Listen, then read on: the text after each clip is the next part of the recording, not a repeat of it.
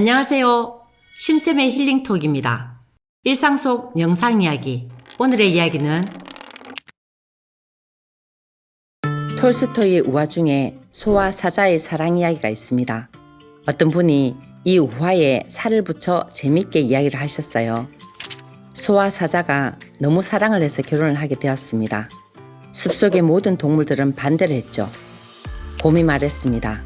야, 말도 안 돼. 짐승만 잡아먹고 사는 맹수의 왕이 풀만 뜯어먹고 사는 소를 만나 어떻게 함께 할 수 있다는 거야.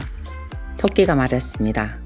생활 환경도 다르고 식습관도 다른데 살 수 있을까? 새도 거들었습니다. 뭔 참견이야.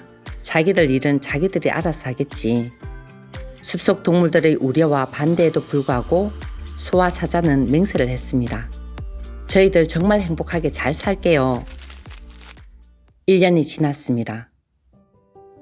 소와 사자는 점점 야위어가고 있었습니다.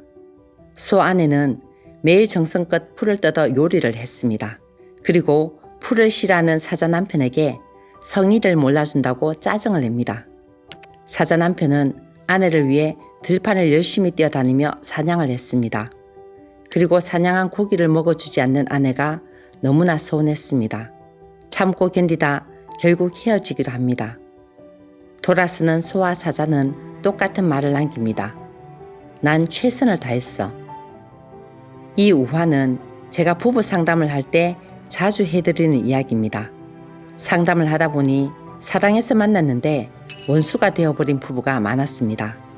첫 번째 이야기는요. 죽고 못 살아서 결혼한 어느 부부가 있었습니다. 이 부부는 식성이 달라도 너무 달랐습니다. 아내는 채식주의자였고 남편은 아침에도 고기를 먹어야 되는 사람이었어요. 아내는 식사할 때마다 남편에게 야채를 먹으라고 잔소리를 했습니다.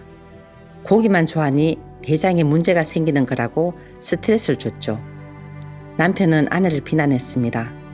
고기를 안 먹으니까 체력이 그 모양이라고. 별것 아닌 다툼이었지만 반복되다 보니 갈등이 깊어졌습니다. 가랑비에 옷 젖듯이 부부의 상처도 깊어만 갔습니다. 남보다도 못한 무관심한 관계로 사는 것이 지옥 같다고 하셨어요. 밥 한 그릇도 마음 편하게 못 먹게 했던 부부 이야기였습니다. 또 다른 부부 이야기인데요. 남편이 낚시를 무척 좋아했어요. 휴일만 되면 첫 새벽에 나가서 밤을 새고 오는 겁니다. 남편은 가족과 함께 낚시를 즐기고 싶었습니다. 그러나 아내는 집에 편안하게 있는 것을 좋아했습니다. 남편은 생각했습니다. 아내가 낚시는 싫어해도 돔이며 학꽁치며 귀한 생선을 잔뜩 잡아가면 좋아하겠지 기대했습니다. 그런데 아내는 회도 좋아하지 않았습니다. 아내도 처음에는 남편이 좋아하는 일이니 함께 하려고 했습니다. 그러나 시간이 흐를수록 낚시 도구 정리하는 일도 지긋지긋했고 온 집안에 풍기는 비린내도 싫고 생선 손질도 싫었습니다. 낚시 장비만 봐도 화가 나고 견딜 수가 없었죠. 남편은 집이 싫어졌습니다. 찬바람이 불고 너무 외로웠습니다. 아내는 자기 마음을 알아주지 않는 남편 얼굴만 봐도 짜증이 났습니다. 서로를 위하는 마음이 분명히 있었고 노력도 했지만 좋아했던 감정은 온데간데 없고 원망만 남은 겁니다. 이 부부는 마지막이라 생각하고 자기를 돌아보는 마음수련 명상을 했습니다. 아내는 생선 하나도 웃으며 먹어주지 못한 자신의 옹졸함과 이기적인 모습을 무척 후회했습니다.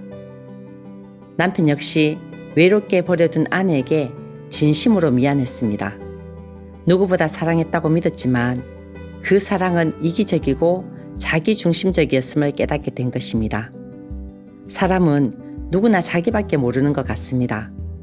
심지어 상대를 위한다고 했던 모든 말과 행동들도 진정 상대가 원하고 바라는 것이 아니라 오직 내가 좋았어, 나의 만족을 위해 했던 행동이었습니다. 참 사랑은 명상을 통해서 자기중심적인 가짜 마음을 버리고 참인 진짜 마음을 가졌을 때만이 할 수 있습니다. 서로 사랑하라는 말은 모든 것을 시비 분별하지 말고 수용하고 포용하라는 말입니다. 수용이라는 것은 있는 대로 보고 있는 대로 살고 그대로 그냥 있으라는 것입니다. 참 사랑은 해도 한 바가 없고 참 사랑은 무조건적인 사랑입니다. 참사랑은 상대에게 기대가 없는 사랑입니다. 자기의 마음이 가장 큰 자만이 참사랑할 수가 있습니다.